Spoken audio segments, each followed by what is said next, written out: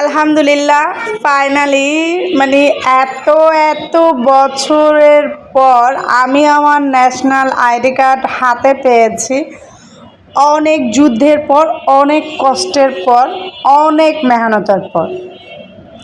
আজকে মানে গত দুই একটা ব্লগের মধ্যে শুধু কিন্তু আমার এনআইডির ব্যাপারেই আপনাদেরকে বলেছি, কিন্তু ফাইনালি আজকে হচ্ছে এনআইডি কার্ড হাতে পেয়ে আমি অনেক এবং ভ্যানে করে বাসায় যাচ্ছিলাম। মানে আমি আসলে অনেক বেশি খুশি হচ্ছিলাম, কারণ এখন আমি নিজেকে এই দেশের একজন নাগরিক হিসেবে দাবি করতে পারবো। ভাই, এতদিন তো সবাই আমার ফ্রেন্ড বন্ধুবান্ধব সবাই আমাকে চাতাইতো যে আমি একজন রোহিঙ্গা। মানে আমার এনআইডি ছিল না, তাই সবাই আমাকে রোহিঙ্গা বলে চাতাইতো। তাই তোদেরকে বলতেছি ভাই, আমি রোহিঙ্গা না রে, আমি একজন নাগরিক এই বাংলাদেশের, ঠিক আছে? যাই হোক, অনেক বেশি আমি আনন্দিত। আর এই আনন্দ মানে উপভোগ করতে করতে বাসায় আসতেছিলাম আর ভাবতেছিলাম হাতটা এভাবে ঘোরাইতে, মানে হাতটা এভাবে ঘোরানোর সাথে সাথে যদি আমি এনআইডি কার্ডটা হাতে পেয়ে যেতাম, তাহলে আমাকে এত ভোগান্তি ভুগতে হতো না আর কি। অ্যান্ড দেন বাসায় চলে এসেছি।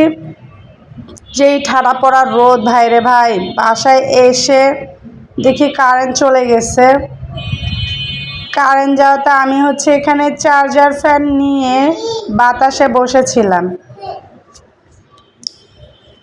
কয়েকদিন যাবত যেই পরিমাণে গরম পড়েছে কি আর বলবো। গরমের তো বাবা মা ভাই বোন সবাই মিলে আমাদের উপর প্রেশার দিচ্ছে, আর আমরাও তাদের প্রেশার নিচ্ছি, কিছু করার নাই তো।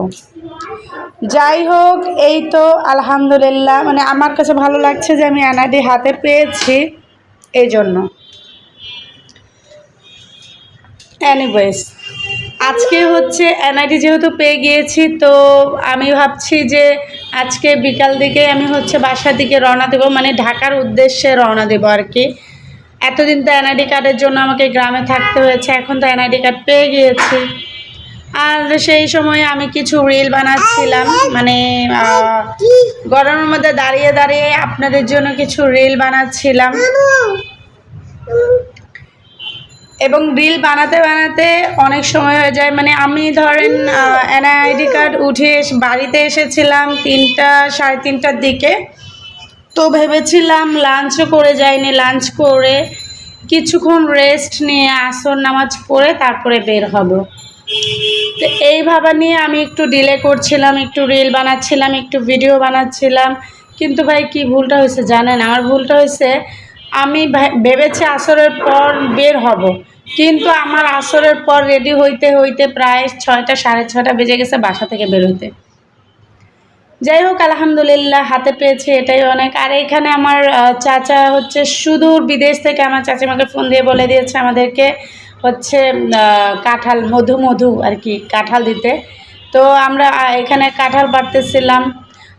আমাদের হচ্ছে বলে না মামার বাড়ি মধুরহারি, আমাদের জন্য হচ্ছে চাচার বাড়ি মধুরহারি।